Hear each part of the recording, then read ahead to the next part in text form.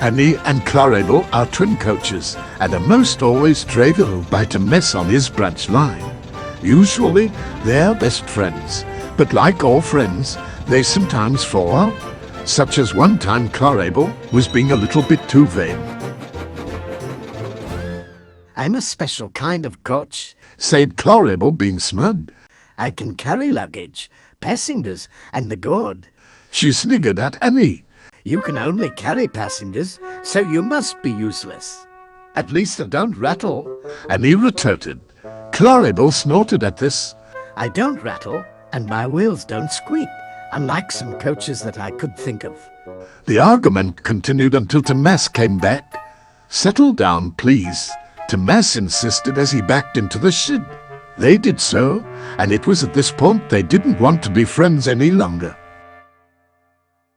The next morning, Annie declared to be separated as she was taken to be someone else's coach.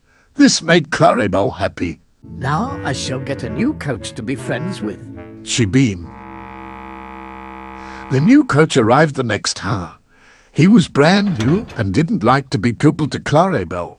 Don't you ever get washed? He sneered. If not, don't bump into me, or else my new paint gets scratched up. Cheap, thought Clarabel awfully, but she decided to try hard to be friends with the new coach. Perhaps She thought hopefully. he'll feel better if I sing a song as we're pulled along. As they were on their way, Clarabel started to sing. Word ring long, word ring long. Stop the terrible singing. Shouted the coach angrily. You sound like a cracked whistle. Clarabel felt hurt as Tomas puffed into the station. The passengers were being transported. People got off, people got in, others stayed. The guard's whistle blew, and Tomas started to depart.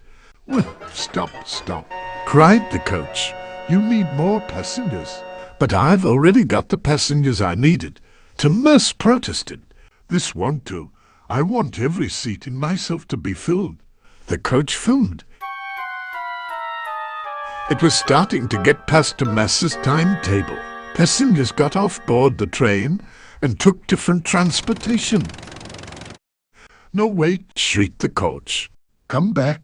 You must be inside at all costs. Clarabel gave a chuckle. It's not funny. The new coach complained all day. Oh dear, Sighed Clarabel. I wish Annie were back. I miss her warm, happy voice. That night, Clarabel and Tomas started to recap over today. Tomas was sorry to hear this. Then Clarabel started plotting a plan. We'll call them up tomorrow. Next morning, Clarabel started a small conversation with the new coach. I can carry more passengers than you. He upbraided. You're a lazy, smelly old coach, and one of the worst coaches I've ever been with. Is that so? Clarabel wondered. Then you'll be useful now. At the same time, Mavis pulled up alongside. The new coach soon found the answer. No, not this. I'm not gonna be a filthy, dirty, grimy, stinky coach. Have a great day at work, darling. Clarabel greeted Gubby. The new coach now became a maintenance coach for Mavis. The morning after, Clarabel was pleased to see Annie waiting by the station.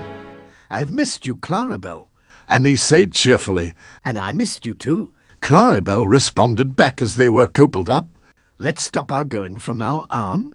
We'll remain friends forever.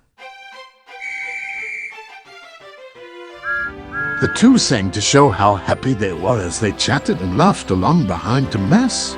Tomas was glad his coaches were back together.